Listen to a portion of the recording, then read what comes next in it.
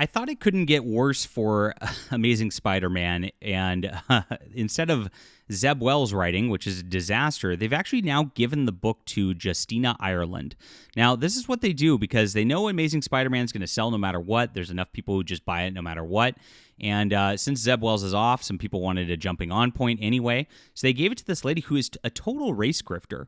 Her entire career has been about attacking white authors, attacking white people, and then trying to reap the benefits of it and just climbing up the ladder just because of this. She has zero talent. She's not a good writer. And this is an absolutely terrible move for Marvel to do right after Zeb Wells. It's like about the only thing that could be worse at this point than Zeb Wells writing on it. We're going to talk about kind of who she is and what's going on. Her first issue of Amazing Spider-Man called The 8 Deaths of Spider-Man is out this week, and I've not yet had a shot to read it. I'll try to review it, of course, later in the week. But I want to talk about who the author is because this is absolutely crazy that this person would be put on from Marvel. It is showing that they are going full woke, worse than they've ever gone before, and that's where it's at this point. So please smash that like and subscribe button as we talk about all things in the culture here, my friends, especially when it comes to comic books. And I would like you to check out an alternative to Marvel Comics. This is called The Emerald Array.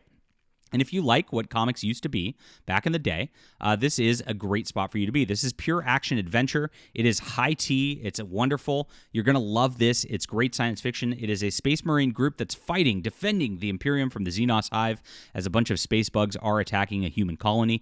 You're really going to enjoy this. It's 66 pages of just pure fun like they used to have back in the 70s and 80s in Marvels before the woke mind virus took over. And I hope you'll come grab this. I'll have this in the description below. Thank you guys so much. We did pass 300 backers the other day. This is a huge, huge win for us here on Fund My Comic, and we really appreciate you making this and getting it to new heights very, very soon.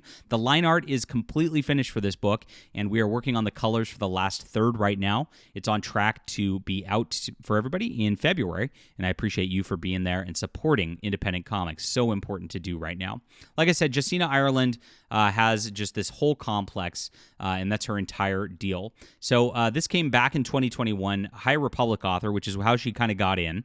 So she was doing her own YA crap, which was all about just like anti-white culture and anti-white racism. That's kind of what she pushes as an extreme. And she got in with High Republic and started just, using even High Republic at that point as sort of like a race cudgel to attack people with. Now, High Republic is like Star Wars after the Knights of the Old Republic, and they tried to make it a diverse and inclusive thing. They actually put out a comic with like a lesbian wedding of it recently. It's absolutely insane what they're doing. Nobody's reading it. It's been a just complete disaster. It's been a ho-hum thing that everybody just was like, okay, another woke thing right here. But what she did was she was attacking the school library journal. She says it centers on whiteness and blackface implications. This is a school library thing she's attempting to attack at this point. Now, here's the cover right here. Why children need diverse books. It's literally a woke thing, and it's showing a diverse book so that like this white girl can like learn how to do things. And she of course attacks this as not woke enough. It's never woke enough for the Inquisition right here. And she attempts to of course cancel the school library journal for actually promoting the weird leftist politics that she once promoted. And this is the thing. This is what these grifters do. They try to set themselves up as the authorities themselves, that you can't be a real activist unless you have a certain skin color. You can't write certain things unless you have a certain skin color.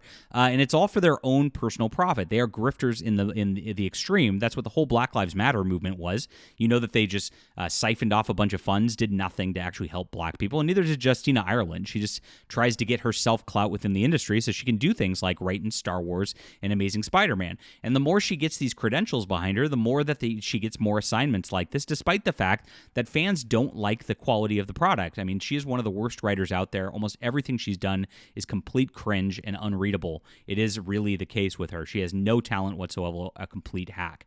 So here it is. She goes, I just saw the cover. I don't know how much more we can talk about diversity, the importance of representation, when there are some in the industry who can't grasp the 101 level of the conversation. That cover is a disgrace. And this is the thing she does. she likes to attack people for not being diverse enough. Now, she actually wrote an article for a science fiction publication called Locus Magazine back in the day before she got into High Republic, canceling a author called Laurie Forrest in the YA space. Now, Laurie Forrest wrote a novel called The Black Witch, and I will pull up some of this now. And she had this whole deal, and this was getting attacked by different things, and it was slammed as racist, ableist, etc. Come on, I don't want this sort of Vulture membership. Stop. Maybe we can go somewhere else and talk about this.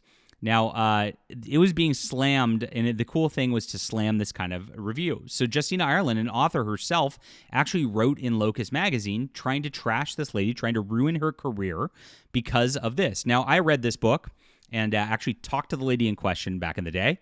Laurie Forrest is, again, just like your typical left-wing lady who's writing a fantasy book. And the whole deal was like a bunch of humans who were like kind of allegories for literal Nazis were fighting against like fantasy creatures who were nice people and diverse and inclusive and gay and all that, right?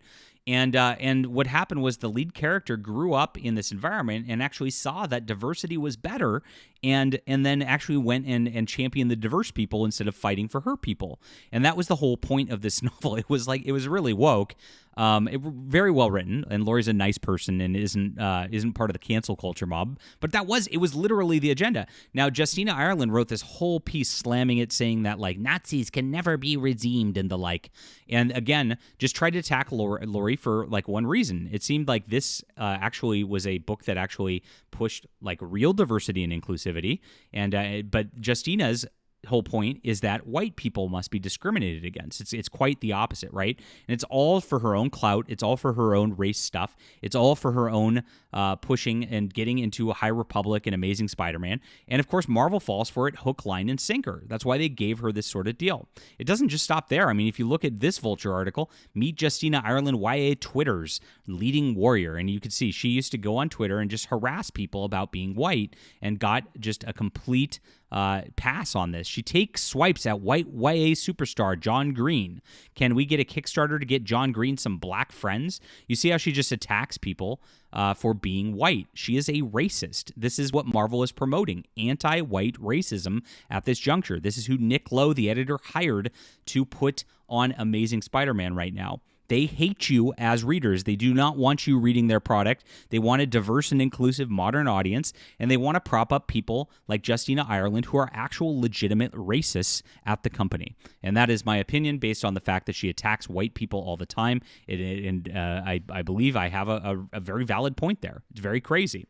So this is where the mainstream industry's at. Marvel has never been this woke. With Justina Ireland writing this, with Denny's Camp doing what he's doing with the Ultimate Universe, they are pushing harder than ever before. They have not learned their lesson. Their quality is sinking. And this is why the mainstream comic industry is collapsing in a nutshell. So please leave a comment down below with what you think about this. Hit the like and subscribe button and let everybody know about this. Share this out, guys, because this needs to be known how crazy Marvel's become and what they're doing.